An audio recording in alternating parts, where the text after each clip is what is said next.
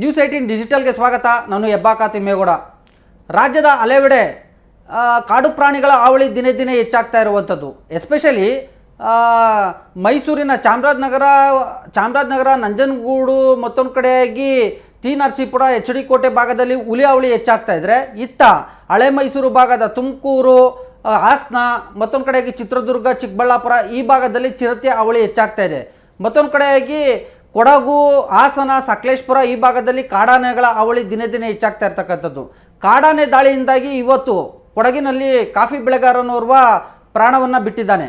So ಹೀಗಾಗಿ ಈ ಒಂದು ಕಾಡು ಪ್ರಾಣಿಗಳ ಹಾವಳಿಯಿಂದ ತಪ್ಪಿಸಿಕೊಳ್ಳುವಂಥ ಒಂದು ನಿಟ್ಟಿನಲ್ಲಿ, ಅಂದರೆ ಇಂಥದ್ದೊಂದು ಪ್ರಕರಣಗಳು ಮರುಕಳಿಸಬಾರ್ದು ಅನ್ನುವಂಥ ಒಂದು ನಿಟ್ಟಲ್ಲಿ ಇದೀಗ ಅರಣ್ಯ ಇಲಾಖೆ ಒಂದು ಮಾರ್ಗೋಪಾಯವನ್ನು ಕಂಡುಕೊಳ್ಳೋದಕ್ಕೆ ಮುಂದಾಗಿದೆ.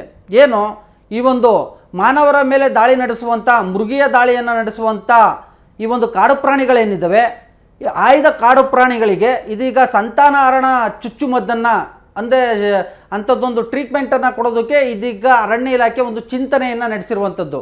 ಹೌದು, ಇವತ್ತು ಕೊಡಗಿನಲ್ಲಿ ನಡೆದಿರ್ತಕ್ಕಂಥ ಆನೆ ದಾಳಿಗೆ ಸಂಬಂಧಪಟ್ಟಂತೆ ಪ್ರತಿಕ್ರಿಯೆಯನ್ನು ಕೊಟ್ಟಿರ್ತಕ್ಕಂಥ ಅರಣ್ಯ ಸಚಿವ ಈಶ್ವರ್ ಖಂಡ್ರೆ ಇರೋರು ಏನೇನು ಮಾನವರ ಮೇಲೆ ದಾಳಿ ನಡೆಸುವಂಥ ಏನು ಕಾಡು ಪ್ರಾಣಿಗಳೇನಿದ್ದಾವೆ, ಆಯ್ದ ಕಾಡು ಪ್ರಾಣಿಗಳಿಗೆ ನಾವು ಸಂತಾನಹರಣ ಚುಚ್ಚುಮದ್ದನ್ನು ನೀಡೋದಕ್ಕೆ ಒಂದು ಚಿಂತನೆಯನ್ನು ನಡೆಸಿದ್ದೀವಿ, ಅಂಥದ್ದೊಂದು ಪ್ರಪೋಸಲನ್ನು ರೆಡಿ ಮಾಡ್ತಾ ಇದ್ದೀವಿ.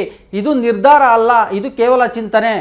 ಇಂಥದ್ದೊಂದು ವಿಚಾರವನ್ನು ಇದೀಗ ಸಾರ್ವಜನಿಕ ಚರ್ಚೆಗೆ ಬಿಡ್ತೀವಿ, ಪಬ್ಲಿಕ್ ಡೊಮೇನ್ಗೆ ಬಿಟ್ಟು ಆ ಬಳಿಕ ಸಾರ್ವಜನಿಕವಾಗಿ ಸಂಗ್ರಹವಾಗುವಂಥ ಒಂದು ಅಭಿಪ್ರಾಯವನ್ನು ಸಂಗ್ರಹಿಸಿ ಆ ಮೂಲಕವಾಗಿ ಅರಣ್ಯ ಇಲಾಖೆ ಇಂಥದ್ದೊಂದು ನಿರ್ಧಾರಕ್ಕೆ ಬರುತ್ತೆ ಅನ್ನುವಂಥ ಒಂದು ಮಾತನ್ನು ಹೇಳಿರ್ತಕ್ಕಂಥದ್ದು. ಇಂಥದ್ದೊಂದು ಚರ್ಚೆ ಇಂಥದ್ದೊಂದು ಪ್ರಸ್ತಾವನೆ ಈಗಾಗಲೇ ಮಹಾರಾಷ್ಟ್ರ ಸೇರಿದಂತೆ ಇತರೆ ರಾಜ್ಯಗಳಲ್ಲಿ ಇರ್ತಕ್ಕಂಥದ್ದು. ಸೊ ಹೀಗಾಗಿ ಕರ್ನಾಟಕದಲ್ಲೂ ಕೂಡ ಕಾಡಾನೆ ದಾಳಿ, ಮತ್ತೊಂದು ಕಡೆಗೆ ಹುಲಿ ದಾಳಿ, ಚಿರತೆ ದಾಳಿ, ಕರಡಿ ದಾಳಿ ಈ ರೀತಿಯಾದಂಥ ಒಂದು ಕಾಡು ಪ್ರಾಣಿಗಳ ಹಾವಳಿಯನ್ನು ಏನು ತಪ್ಪಿಸ್ಕೊಳ್ಬೇಕು ಅಂದರೆ ಈ ಒಂದು ಪ್ರಾಣಿಗಳಿಗೆ ಸಂತಾನಹರಣದ ಒಂದು ತಾತ್ಕಾಲಿಕವಾದಂಥ ಒಂದು ಚಿಕಿತ್ಸೆಯನ್ನು ಕೊಡಬೇಕು ಅನ್ನುವಂಥ ಒಂದು ನಿಟ್ಟಲ್ಲಿ, ಅಂದರೆ ಒಂದು ಚುಚ್ಚುಮದ್ದನ್ನು ಕೊಡಬೇಕು ಅಂತ.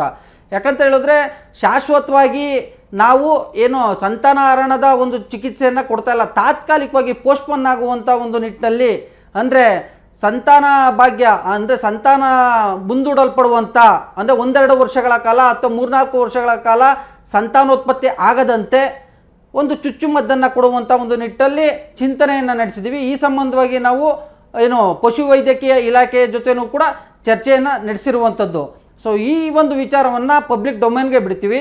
ಆ ಬಳಿಕ ನಾವು ಈ ಸಾರ್ವಜನಿಕರಿಂದ ಸಂಗ್ರಹವಾಗುವಂಥ ಒಂದು ಅಭಿಪ್ರಾಯವನ್ನು ಕ್ರೋಢೀಕರಿಸಿ ಆ ಮೂಲಕವಾಗಿ ಒಂದು ನಿರ್ಧಾರಕ್ಕೆ ಬರ್ತೀವಿ. ಈ ಒಂದು ಪ್ರಸ್ತಾವನೆಯನ್ನು ಕೂಡ ನಾವು ಸುಪ್ರೀಂ ಕೋರ್ಟ್ಗೆ ಸಲ್ಲಿಸಬೇಕಾಗುತ್ತೆ. ಯಾಕಂತ ಹೇಳಿದ್ರೆ ಕಾಡು ಪ್ರಾಣಿಗಳಿಗೆ ಈ ರೀತಿಯಾದಂಥ ಒಂದು ಚುಚ್ಚುಮದ್ದನ್ನು ಕೊಡೋದಕ್ಕೆ ಏಕಾಏಕಿ ಸಾಧ್ಯವಿಲ್ಲ, ಸುಪ್ರೀಂ ಕೋರ್ಟ್ ಅನುಮತಿಯನ್ನು ಕೂಡ ಪಡ್ಕೊಳ್ಬೇಕಾಗುತ್ತೆ. ಸೊ ಹೀಗಾಗಿ ಅರಣ್ಯ ಇಲಾಖೆ ತೆಗೆದುಕೊಂಡಿರುವಂಥ ಒಂದು ನಿರ್ಧಾರ ಏನಿದೆ ನಿಜಕ್ಕೂ ಎಲ್ಲ ಒಂದು ಕಡೆಯಾಗಿ ಸಾರ್ವಜನಿಕವಾಗಿ ಒಪ್ಕೊಳ್ಳುವಂಥದ್ದ ಅನ್ನುವಂಥದ್ದೇ. ಯಾಕಂತ ಹೇಳಿದ್ರೆ ಈಗಾಗಲೇ ಒಂದು ಕಡೆಯಾಗಿ ಕಾಡು ಕೂಡ ನಶಿಸಿ ಹೋಗ್ತಾ ಇದೆ, ಅರಣ್ಯವೂ ಕೂಡ ನಶಿಸಿ ಹೋಗ್ತಾ ಇದೆ. ಇನ್ನು ಅರಣ್ಯದಲ್ಲಿರ್ತಕ್ಕಂಥ ಕಾಡು ಪ್ರಾಣಿಗಳ ಸಂತತಿಯೂ ಕೂಡ ನಶಿಸಿ ಹೋದರೆ ಮುಂದೊಂದು ದಿನ, ಅಂದರೆ ನಮ್ಮ ಮುಂದಿನ ಪೀಳಿಗೆಗೆ ಕಾಡು ಪ್ರಾಣಿಗಳು ಈ ರೀತಿ ಇದ್ವು ಅನ್ನುವಂಥದ್ದನ್ನು ಎಲ್ಲೊಂದು ಕಡೆಗೆ ನಾವು ಬೊಂಬೆಗಳ ಮೂಲಕವಾಗಿ ಅಥವಾ ಚಿತ್ರಗಳ ಮೂಲಕವಾಗಿ ತೋರಿಸ್ಬೇಕಾಗುತ್ತೆ. ಇಂಥದ್ದೊಂದು ಅರಣ್ಯ ಇಲಾಖೆಯ ಒಂದು ಪ್ರಸ್ತಾವನೆಗೆ, ಅರಣ್ಯ ಇಲಾಖೆಯ ಇಂಥದ್ದೊಂದು ಚಿಂತನೆಗೆ ಸಾರ್ವಜನಿಕರು ಯಾವ ರೀತಿಯಾಗಿ ಅಭಿಪ್ರಾಯವನ್ನು ವ್ಯಕ್ತಪಡಿಸ್ತಾರೆ, ಅಥವಾ ಅರಣ್ಯ ಇಲಾಖೆ ಪ್ರಸ್ತಾವನೆಯನ್ನು ತಿರಸ್ಕರಿಸುವಂಥ ಒಂದು ನಿಟ್ಟಲ್ಲಿ ಏನಾದರೂ ಆಕ್ರೋಶವನ್ನು ಹೊರಹಾಕ್ತಾರಾ, ಪರಿಸರವಾದಿಗಳೇನು ಹೇಳ್ತಾರೆ, ಅರಣ್ಯದಂಚಿನಲ್ಲಿರ್ತಕ್ಕಂಥ ರೈತಾಪಿ ವರ್ಗದವರು ಏನು ಹೇಳ್ತಾರೆ, ಮತ್ತೊಂದು ಕಡೆಗೆ ಆಡಿ ಜನರು ಯಾವ ರೀತಿಯಾಗಿ ಪ್ರತಿಕ್ರಿಯೆಯನ್ನು ಕೊಡ್ತಾರೆ, ಈ ರೀತಿಯಾಗಿ ಅಂದರೆ ಸಮಾಜದ ವಿವಿಧ ವರ್ಗಗಳ, ಅಂದರೆ ಅರಣ್ಯದ ಮೇಲೆ ಅವಲಂಬಿತರಾಗಿರ್ತಕ್ಕಂಥ, ಮತ್ತೊಂದು ಕಡೆಯಾಗಿ ರೈತಾಪಿ ವರ್ಗ, ಪರಿಸರವಾದಿಗಳು ಎಲ್ಲರೂ ಕೂಡ, ಅಂದರೆ ವಿವಿಧ ವರ್ಗದ ಜನರು ಯಾವ ರೀತಿಯಾಗಿ ಇದಕ್ಕೆ ತಮ್ಮ ಅಭಿಪ್ರಾಯವನ್ನು ವ್ಯಕ್ತಪಡಿಸ್ತಾರೆ ಅನ್ನುವಂಥ ಒಂದು ಕುತೂಹಲವೂ ಕೂಡ ಒಂದು ಕಡೆ ಆದರೆ, ಇನ್ನು ಅರಣ್ಯ ಇಲಾಖೆ ತೆಗೆದುಕೊಂಡಿರ್ತಕ್ಕಂಥ ಒಂದು ತೀರ್ಮಾನ ಎಷ್ಟು ಸರಿ ಅನ್ನುವಂಥದ್ದು ಕೂಡ ಈಗಾಗಲೇ ಸೋಷಿಯಲ್ ಮೀಡಿಯಾದಲ್ಲಿ ಚರ್ಚೆ ಆಗ್ತಾ ಇರುವಂಥದ್ದು. ಈ ವಿಡಿಯೋ ನಿಮಗೆ ಇಷ್ಟ ಆಗಿದರೆ ಲೈಕ್ ಮಾಡಿ, ಕಾಮೆಂಟ್ ಮಾಡಿ, ಶೇರ್ ಮಾಡಿ. ಕ್ಯಾಮ್ರಾಮನ್ ಗುರುಶೇಖರ್ ಜೊತೆ ಹೆಬ್ಬಾಕ ತಿಮ್ಮೇಗೌಡ, ನ್ಯೂಸ್ 18 ಕನ್ನಡ, ಬೆಂಗಳೂರು. ನಿರ್ಭೀತ, ನಿಷ್ಪಕ್ಷಪಾತ, ವಿಶ್ವಾಸಾರ್ಹ ಸುದ್ದಿಗಳಿಗೆ ಮತ್ತೊಂದು ಹೆಸರಾಗಿರುವ ನ್ಯೂಸ್ 18 ಕನ್ನಡ ಈಗ ಆಪ್ನಲ್ಲೂ ಲಭ್ಯವಿದೆ. ದಯವಿಟ್ಟು ಇಲ್ಲಿರುವ QR ಕೋಡ್ ಅನ್ನು ಸ್ಕ್ಯಾನ್ ಮಾಡಿಕೊಂಡು ಆಪ್ ಡೌನ್ಲೋಡ್ ಮಾಡೋದಕ್ಕೆ ಮರಿಬೇಡಿ. ನಿಮ್ಮ ಬೆಂಬಲ ಹೀಗೆ ಸದಾ ನಮ್ಮೊಂದಿಗಿರಲಿ. ಧನ್ಯವಾದ.